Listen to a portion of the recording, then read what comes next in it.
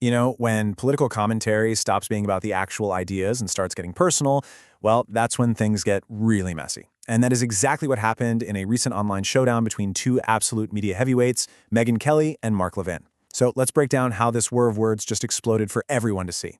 It really makes you wonder, right? I mean, when people with these massive platforms start throwing what are basically schoolyard taunts, what is really going on? Is it genuine hatred? Is it all just a performance for their audience? Or is there something else driving it? Let's unpack what the sources suggest is the real motivation here.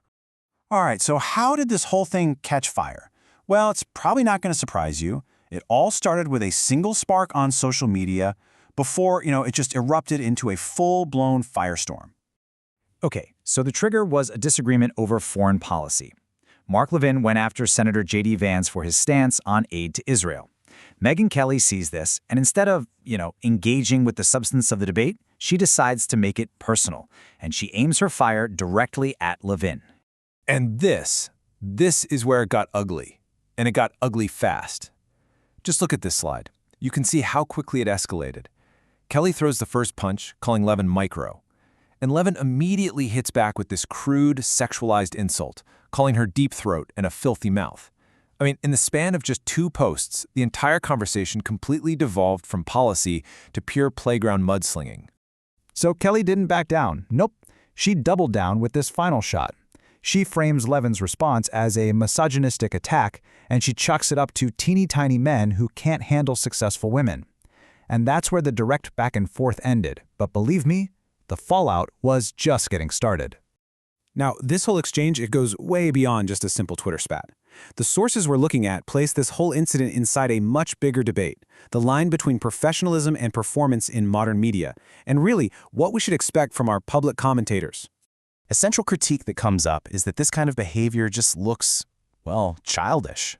The source narrator calls it pathetic, suggesting it's not a real argument at all, but just a performance, and a performance that ultimately just shreds their own credibility and their professional standing. Okay, now here's a fascinating turn. The very same source brings up this old, resurfaced interview where Kelly herself was the target of some deeply inappropriate questions, and this is where the critique gets really nuanced. The narrator actually defends Kelly here, calling the questions she was asked about porn and her sex life disgusting and completely out of line. But that defense immediately pivots to this sharp criticism. The narrator contrasts Kelly's past experience as a target with what she's doing now, calling her micro-penis attacks pathetic. The implied takeaway here is one of hypocrisy, that she's now using the same kind of inappropriate attacks she herself once had to face. So that perceived inconsistency leads us to another prominent voice, Ben Shapiro, who offers a very specific theory about what he believes is motivating not just this fight, but Megyn Kelly's entire public persona. And this quote right here, this is Shapiro's entire argument in a nutshell, stated very plainly. He argues that Kelly's public stances, which often get framed as these brave acts of truth-telling, aren't based on principle at all. No, he claims they are calculated to get the maximum number of clicks, period. And to make that abstract idea of clicks feel a bit more real, Shapiro points to a number Kelly herself was celebrating. She boasted about hitting 138 million YouTube views in a single month.